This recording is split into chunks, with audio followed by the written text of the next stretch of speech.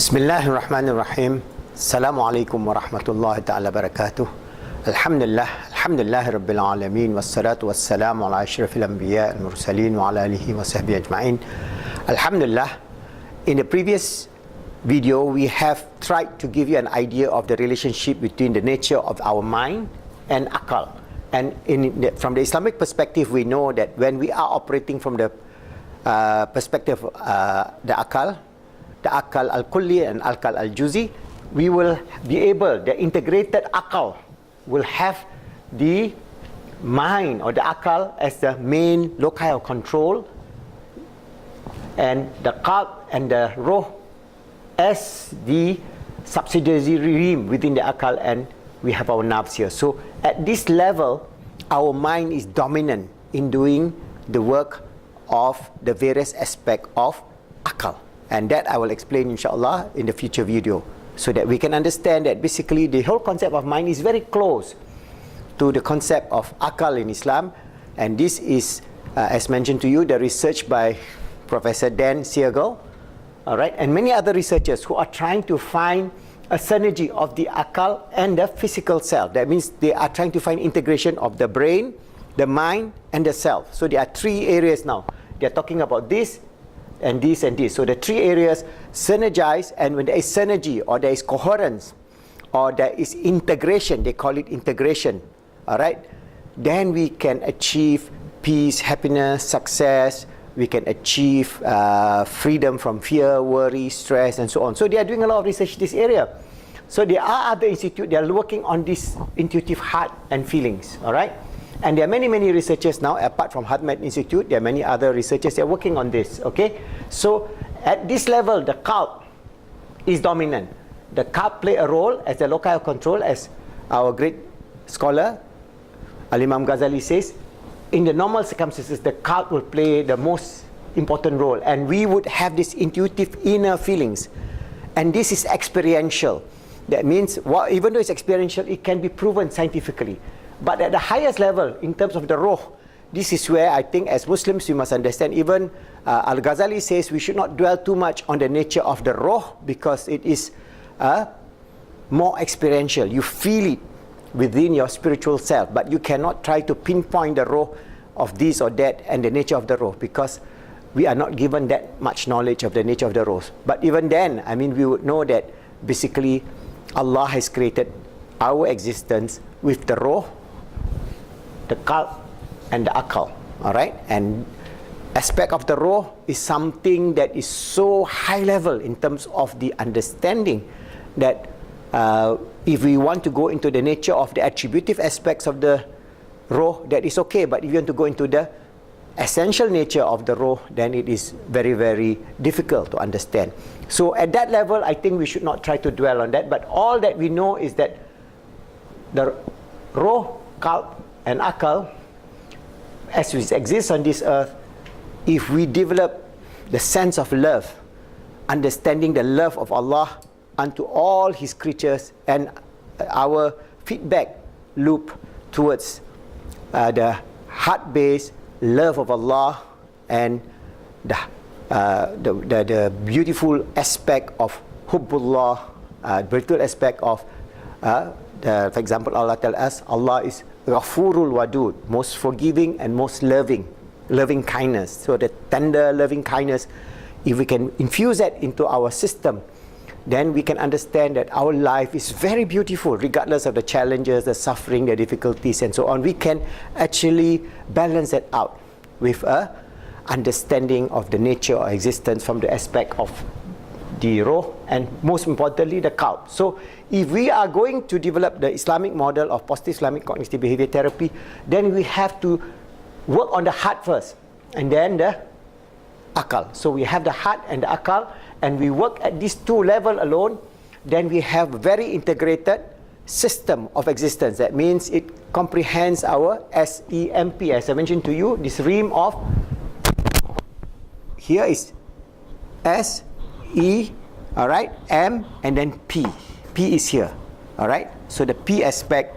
So once we are able to integrate our SEMP, that means optimizing our spiritual self, optimizing our qalb, our roh, our qalb, optimizing our akal, optimizing our jasad in terms of a total system, then we would then overcome the problem of the psychological problems that humanity is facing now. That means the issue of anxiety, the issue of depression, the issue of meaninglessness in life, the issue of having no hope, the issue of suicidal tendencies and so on. So many of that we will discuss later on will not be an issue, because there is a feedback system, a mechanism in which we can optimize our roh, our qalb, our akal and our nafs and our jasad together, working in a direction of coherence, or you can call it integration or synergy. These three words, coherence, integration and synergy at SEMP level. That is our goal. So if there is no coherence, no synergy, no integration, then we have all the psychosocial problems that we are facing.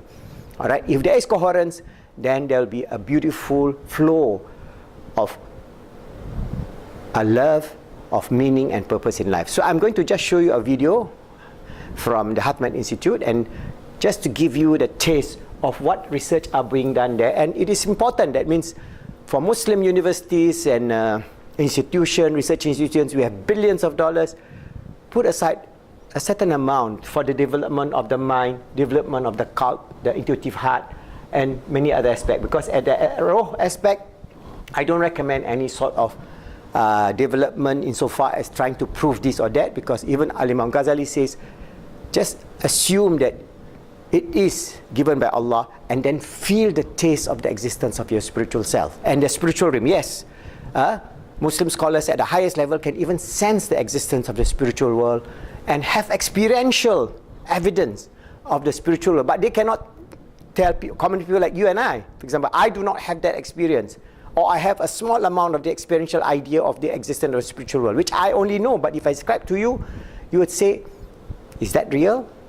So we do not want to get into the argument. So I do not want to go at our level of understanding as common folks. We are not Ahli Sufi, we are not, for example, expert in tasawwuf, we are not expert in terms of the nature of the spiritual realm. So we just accept that and work towards understanding it. And sometimes the door of the spiritual realization will open to you once in a while. All right? When the experience happens to you, then you confirm the reality that Allah has given to you. But at this level of the intuitive heart, emotions and mind, this is something that we can do a lot of research, and then we Muslims can lead the world to heal the world. In this current situation, the whole civilization is moving towards self-destruction in terms of the psychological problems that we have, in terms of the societal problems that they have, in terms of climate change, ecological problems, in terms of so many of the indicators that show that we are heading towards self-destruction. So we got to change that and help to make a better world for all. So I'll just show you this video, and then we will just continue again a little bit more.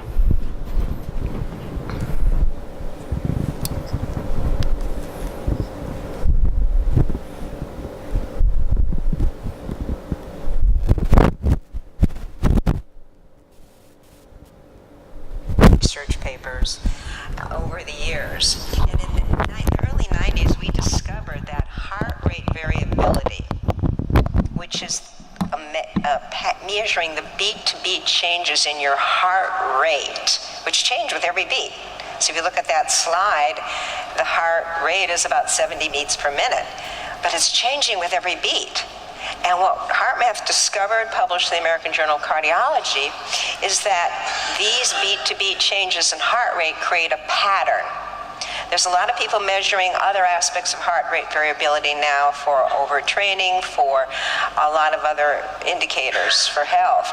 But we specifically focused on the pattern because it's the pattern of the heart rhythm is what's informing the brain. And we found from other neurocardiology research that the heart actually has its own little brain inside.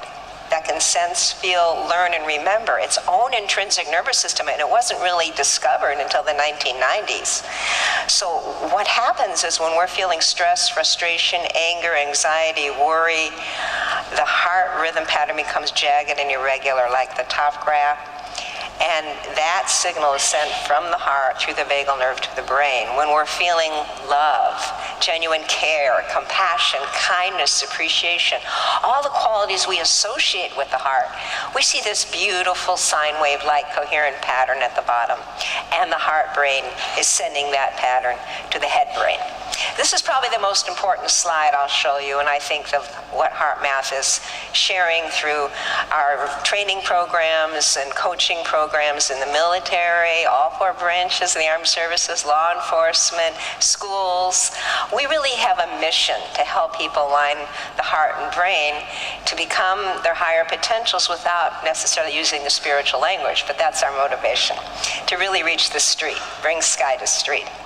So if you look at this, you can see that the signals from the heart going through the vagal nerve to the brain are actually going right to the thalamus, which synchronizes cortical function, and then to the frontal lobes, and they're going straight to the amygdala, the emotional memory center. And the core cells of the amygdala actually synchronize to the heartbeat. So what we're feeling and what the heart rhythm pattern is doing is affecting what emotional memories come up. So stress and anxiety can come up, trigger the brain pattern match to an anxiety habit. Loving, caring, practicing heart coherence, that becomes more familiar, and the brain and the amygdala respond as a pattern matching computer. So what's exciting about this is that we really are finding that there's a state of the heart, a physiological state called heart rate variability coherence, that we can train ourselves into to help change our baseline brain response to stress and our connection with our higher intuitive guidance. Now I want to make sure you understand there's a difference between relaxation and coherence. Relaxation is wonderful, and it's not a high-performing state. As an executive, I don't want everybody sitting at the table relaxed. I want them present, alert, and clear, minded but relaxed inside as well. And that's what we're seeing here.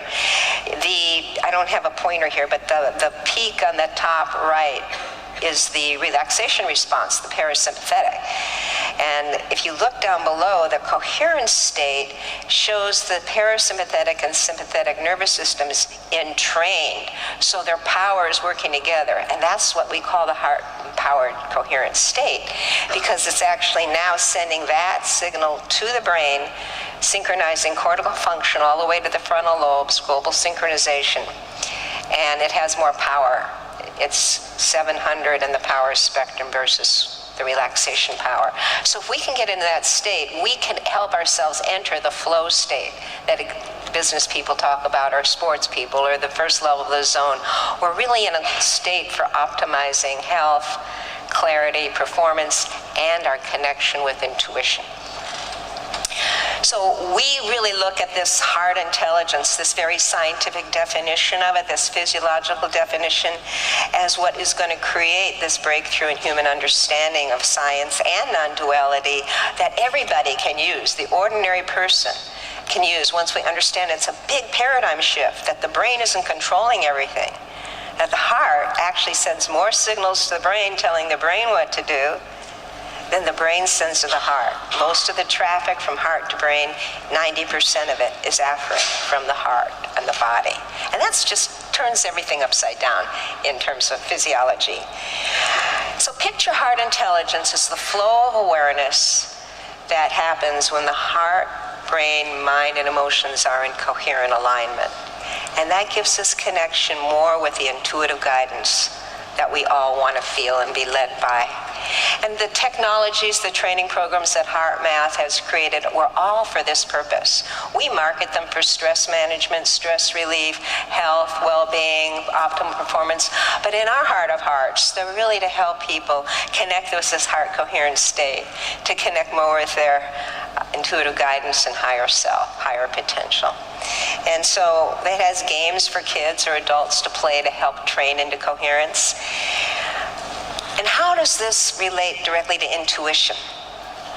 Well, we did the research replicating some studies that IONS, the Institute of Noetic Sciences, had done, and we took it one step further to really look at how heart coherence might play a role in this. We had people, brain waves, skin response, EKG, everything hooked up.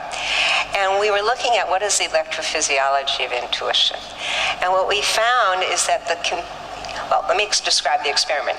The computer would randomly select either a disturbing, gory picture of blood and guts, or it would select a very calming, beautiful picture of bunny rabbits in nature. And you didn't know which one it was going to do. This was all random. And we wanted to see what the response would be from the physiology. And what we found was really exciting, really intriguing. So here what you see is before the computer randomly selects the picture, the heart knows if it's going to be disturbing or calm. The heart knows, and you can see it diverging there, the red line at the bottom and the blue line at the bottom of the graph. If it was a disturbing picture, you can see that the red line had a different response. It was a calm picture. The HRV had a different response. So the divergence happened 4.8 seconds prior to the computer randomly selecting the picture. Then what we noticed from heartbeat evoked potential analysis, it's called, that the heart was then sending a different neural signal from the heart to the brain all the way to the frontal lobes. And the brain responded then also before the computer randomly selected the picture. But it was directed by the heart's pattern. And that was pretty exciting because the implications of this are that the intuitive processes of the heart are accessing a field of information that's not limited by the boundaries of time and space through an energetic or spiritual heart. The coupling of our energetic or spiritual heart that everyone in yoga and consciousness talks about to our physical heart, and then the physical heart then informing the brain. And this is outside of time and space, the real non-dualistic state. And what we found is people who were practiced in heart coherence could really get into that sine wave state, had stronger effect on the frontal lobes. They were more connected with the heart's intuitive guidance. So that would encourage us all to practice. Now, what gets us into heart coherence state more and more?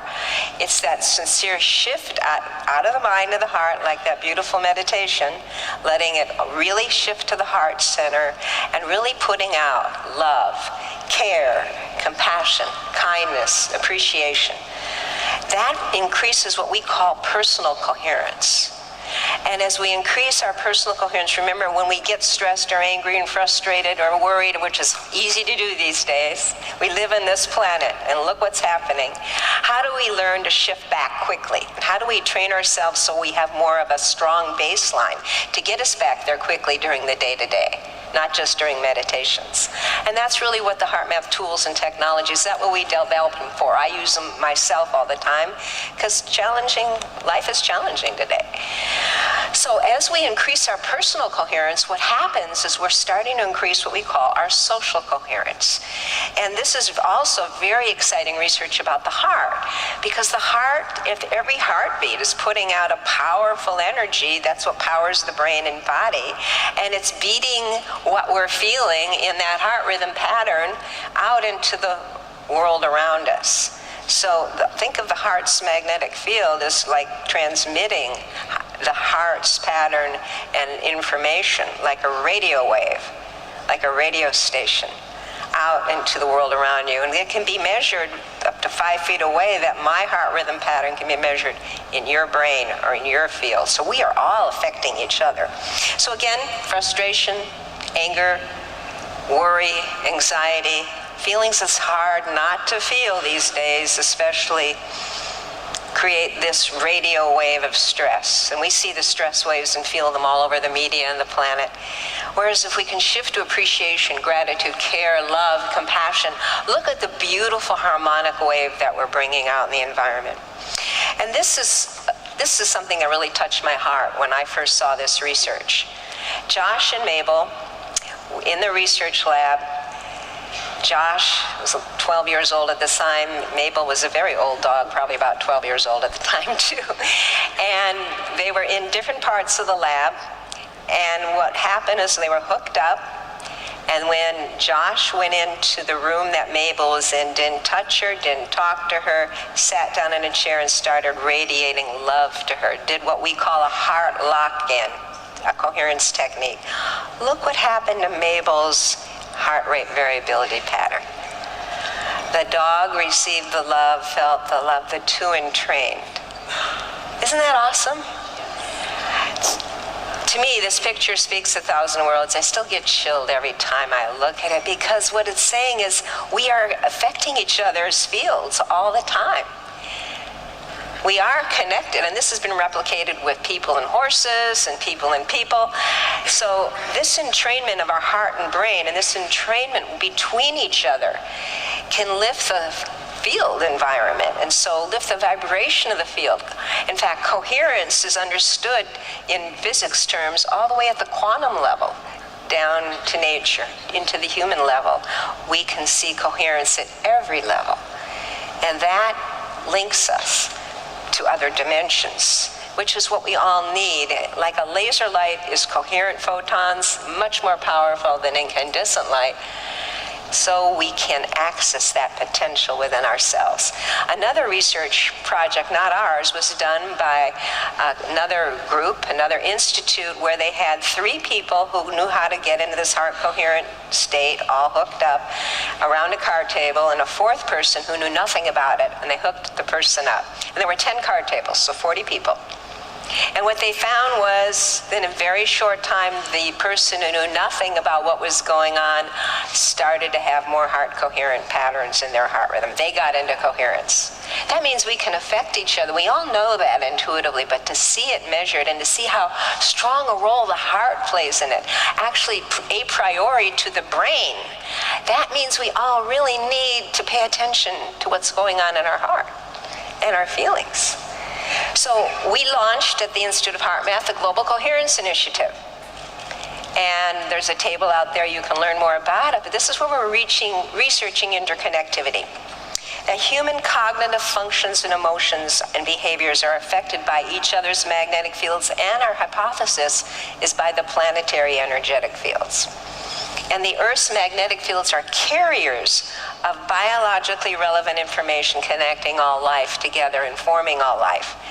And so we're all affecting this global information field. So our goal, our hypothesis, our desire is to see if large numbers of people getting in this true heart coherent state of love, care, appreciation in their synchronized meditations can have a more dramatic impact on the Earth's fields and benefit others and really help offset the planetary stress wave that's going on in the field.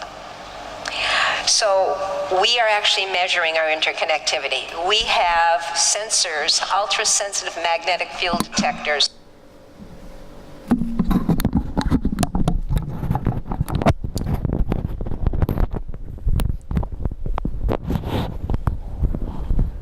Alhamdulillah, this is the video from HeartMath, the Research Institute, in so far as working on the intuitive heart and feelings, and you can see the depth of their studies. So it is, again, they're coming very close to Islam because our Qalb is interacting with our Ruh and our Akal.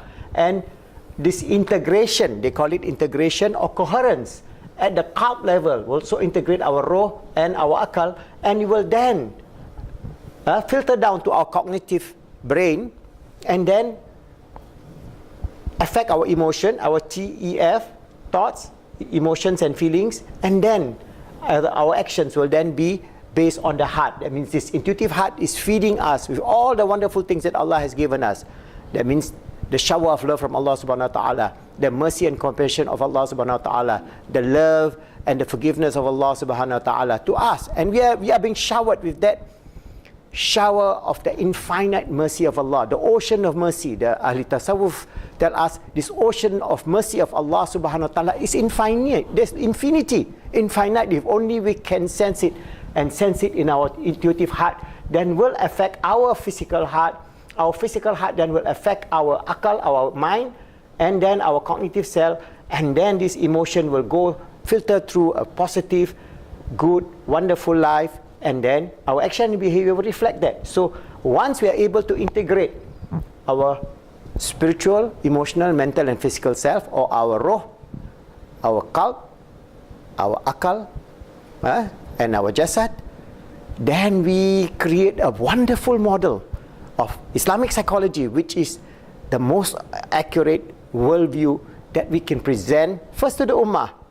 We Muslims must believe this is a gift from Allah to the ummah. So we are only discovering this because these were all written down many 100 years, 1,000 years ago. But since we are rediscovering it, we can put it in the context of the scientific studies that is being done by other institutions. So inshallah, with the grace of Allah, maybe at one point, our Positive Islamic Psychology Center will have all those necessary equipment, and we can replicate those experiments that's being done at the intuitive heart level, at the mind level, and also at how we can develop positive Islamic cognitive behavior therapy, and then we can actually present this to the ummah.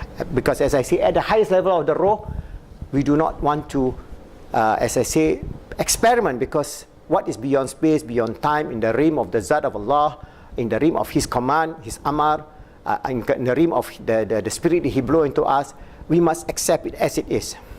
All right? Rather than try to explain it in a scientific experiment, because no scientific equipment can replicate that. But alhamdulillah, at this level of the intuitive heart, the emotions, the qalb and akal, and the cognitive thoughts, this can be proved or use all the scientific equipment that we can. And with that, we can then inshallah develop a wonderful way forward towards develop a wonderful, balanced, coherent ummah that can live in peace and happiness, that can enjoy the gift of Allah, striving to make ourselves good, helping others to be good, making the world good in the way from the shower of the grace, the mercy, the forgiveness of Allah, inshallah.